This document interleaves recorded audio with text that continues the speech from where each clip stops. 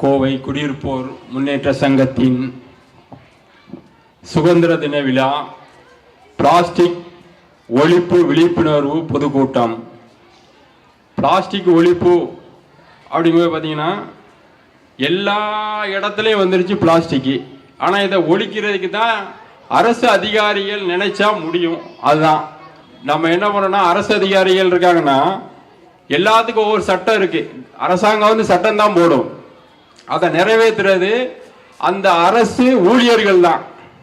இப்போ நம்மளுக்கு வந்து இந்தியா வளராம இருக்க பிரச்சனை யாருன்னா முதல்ல அரசு ஊழியர்களை தான் சொல்லணும் நம்ம.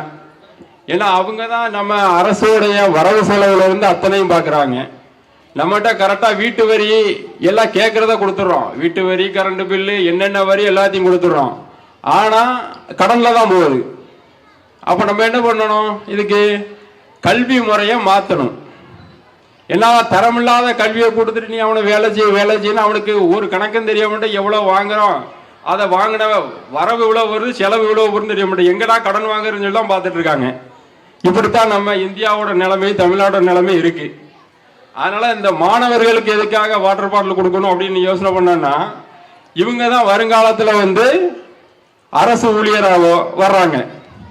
அப்போ இவங்களுக்கு வந்து நம்ம வந்து ஒரு விழிப்புணர்வு ஏற்படுத்தி இவங்க கிட்ட சொன்னா தான் நாளைக்கு இந்த இருக்கிற மாணவர்கள்லாம் கேட்டுக்கங்க, உங்க அப்பா அம்மா வந்து நாளைக்கு வந்து பாத்தீங்கன்னா பிளாஸ்டிக் வீட்டுக்கு வாங்கிட்டு வந்தாங்க பொருள் அப்படின்னா அதை வாங்காதீங்க நீங்க சொல்லுங்க. ஏன்னா இந்த மாற்றம் வந்து கல்வியில மட்டும்தான் மாற்றம் வரும். இவங்க ஜப்பான்ல பாத்தீங்கன்னா குழந்தைகளை தான் வந்து என்ன பண்றாங்க, எல்லா வேலையுமே செய்ய வைக்கிறாங்க. ஒரு கூட்டு முயற்சியா அவங்க என்ன பண்றாங்கன்னா, ஒரு தொழில், சுய தொழில் எல்லாத்தையும் பண்ண சொல்லி குழந்தைகளை வேலை செய்ய சொல்றாங்க. ஆனா நம்ம ஸ்கூல்ல பாத்தீங்கன்னா ஒரு ஸ்டூடெண்ட் வந்து ஒரு விளக்க மாத்த எடுத்து தூத்தாலே வந்து என் பிள்ளை விளக்க மாத்த எடுத்து தூக்க வச்சா அப்படிங்கிறான். அந்த சுத்தத்தை வந்து யார் சொல்லி கொடுக்கறது? சின்ன வயசுல இருந்தே சொன்னாதான் அவங்களுக்கு அதெல்லாம் தெரியும். அதே மாதிரி கல்வி வந்து தரம் வேணும், அதான் மெயின். அந்த தரம் இல்லாத கல்வி வந்து நம்ம இந்தியாவில் இருக்கிறதுனாலதான் நம்மளால என்ன பண்ணா படிக்கிறதுக்கு லண்டன் போறேன், சிங்கப்பூர் போறாங்க. ஆனா சிங்கப்பூர்ல இருக்க சட்டத்தை வந்து இங்க கொண்டு வைக்க மாட்டாங்க. ஏன்னா வச்சா அவங்களுக்கு ஆபத்து. ஏன்னா அவங்க அப்படி சட்டம் வச்சிருக்காங்க. ஒண்ணுமில்ல, போதைப் பொருள்னு சொல்லி நான் அன்னைக்கு நின்றுட்டு இருக்க பார்த்தீங்கன்னா அந்த கவர்மெண்ட் ஸ்கூல்ல போதைப் பொருளை பத்தி பேசிட்டு இருந்தாங்க. போதை இல்லாத உலகத்தை ஒழிப்போம் அப்படிங்கிறாங்க.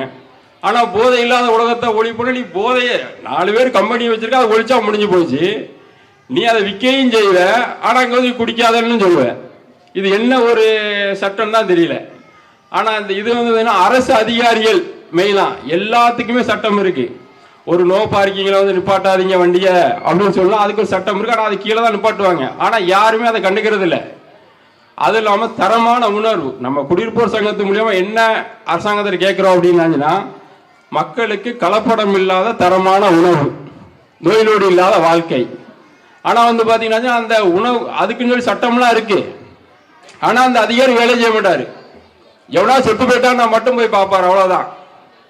அப்ப நம்ம என்ன பண்றோம்னா, அரசு அதிகாரிகளை வேலை செய்வதற்கு நம்ம சங்கம் வந்து அனைத்து விஷயங்களையும் இனி வரப்போகும் காலங்களில் தகவல் அறிவு உரிமை சட்டத்தின் மூலியமாக சட்டப்படி நம்ம யாரையும் போய் வந்து திட்ட வேண்டாம், அடிக்க வேண்டாம், போய் வந்து ஒரு போராட்டம் பண்ண வேண்டாம், எதுவுமே செய்ய வேண்டாம். அவங்கள வேலை செய்ய வைக்கணும். இப்ப வாரத்துல வந்து ஒரு நாள் வந்து ஒவ்வொரு கடைக்கு வந்து அவங்க வந்து ஒரு ஆய்வு பண்ணாலே போதும். அந்த ஆய்வு பண்றாங்கன்னு வச்சுக்கோங்களேன், அப்போ வந்து அந்த கடையில வந்து ஒரு கலப்பட பொருளே இருக்காது. இன்னைக்கு நம்ம பாக்குறோம், ஒரு தயிர் எடுத்துக்கிட்டீங்கன்னு வைங்களேன், ஒரு 15 நாளைக்கு போட்டிருக்கோம், அது கெட்டு போகாம இருக்கணும். ஒரு மாவு எடுத்துக்கிட்டீங்கன்னா நீங்க வீட்டுல வச்சு ஆட்டி வீட்டுல வச்சீங்கன்னா ஒரே நாள்ல கெட்டு போயிடும். ஆனா இவங்க எல்லாமே கெமிக்கல் தான். ஆனா இதை தடுக்கிறதுக்கு சட்டம் இருக்கு. ஆனா எந்த அதிகாரிகளும் வந்து செயல்படுறதே இல்லை. உணவுல ஒரு தரமான கல்வி, ஒரு தரமான ஒரு இதை கொடுத்தாதான் அந்த பசங்களுக்கு வந்து நம்மளும் லஞ்சம் வாங்கக்கூடாது. ஆனா இன்னும் மாறண்டான்னு கிட்டத்தட்ட ஒரு 50 வருஷமா கெடுத்துட்டாங்க. ஆனா இதை மாத்துறதுக்கு இன்னும் கிட்டத்தட்ட ஒரு 20 வருஷம் பாடுபடணும். ஒரு நல்ல கல்வியை கொடுத்து அந்த இனி வரும் இவங்களும் லஞ்சம் வாங்கக்கூடாது, இப்படித்தான் இருக்கணும் அப்படிங்கிற சொல்லி நம்ம வந்து குழந்தைங்களை இப்ப இருந்து எல்லாரும் வளர்க்கணும்.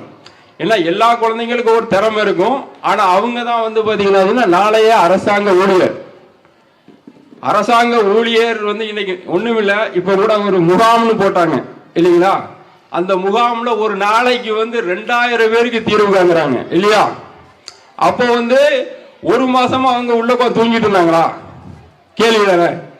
அப்ப என்ன பண்ண, இனி அனைத்து அரசு அலுவலகங்களுக்கும் அலுவலகம்னு பேர் வைக்காம முகாம்னு பேர் மாத்தணும். அரசு முகாம் அப்படின்னு வச்சுட்டோம்னா எல்லா இடத்துலயும் டெய்லி 100 பேருக்கு வந்து அவங்க கிளீனா நம்ம வேலை பார்த்துருவாங்க.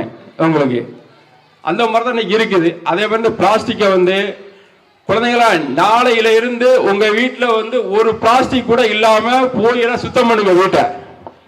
உங்க வீட்டுக்குள்ள என்னென்ன இருக்கோ பிளாஸ்டிக் அதை எல்லாத்தையும் எடுத்து வெளியே போடுங்க. சரிங்களா? முதல்ல உங்க வீட்டுல வந்து பெரியவங்க யாரும் வந்து அதை செய்ய மாட்டாங்க, அப்படி தூக்கி போட்டுருவாங்க. ஆனா குழந்தைங்க நீங்க வீட்டுக்குள்ள இருக்கிற பிளாஸ்டிக்கை எடுத்து வெளியே போட்டு ஒரு வாரம் அதே மாதிரி பண்ணுங்க. நாளைக்கு உங்க அப்பா அம்மா வந்து அந்த வீட்டுல இருந்து வாங்கிட்டு வரமாட்டாங்கன்னு சொல்றதை விட எல்லா கடையிலும் வந்து பிளாஸ்டிக்கை யூஸ் பண்ண கூடாதுன்னு சட்டம் இருக்கு. ஆனா அதை யாரும் கண்டுக்கிறது இல்லை. இதுதான் அரசு அதிகாரிகளோட வேலைகள். அப்படித்தான். அவர்கிட்ட போய் கேட்டா சொல்லுவாரு, எங்களுக்கு மேல இடத்துல உத்தரவு வரல. உன் சட்டத்தை நீ கரெக்டா செய்ய வேண்டியதானே? எல்லாத்துக்கும் ஒரு சட்டம் இருக்குல்ல. கலெக்டரா இருந்தாலும் கலெக்டர் வந்து இந்த சட்டத்துக்குள்ளதான் இருக்கணும்னு சொல்லி ஒரு வரமுறை இருக்கு. ஒரு தாசில்தாரா இருந்தாருன்னா அவருக்கு இந்த சட்டத்துக்குள்ள இருக்குன்னு தான் இருக்கு.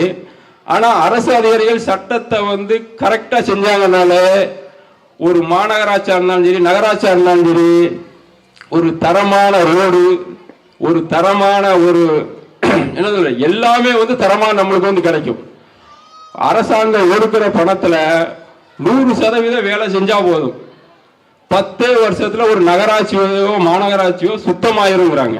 ஒரு நல்ல ரோடு, ஒரு தரமான அடிச்சு, பொதுமக்களுக்கு நல்ல குடிநீர், பொதுமக்களுக்கு நல்ல வீடு கொண்டு அந்த அளவு வருமானம் வருது.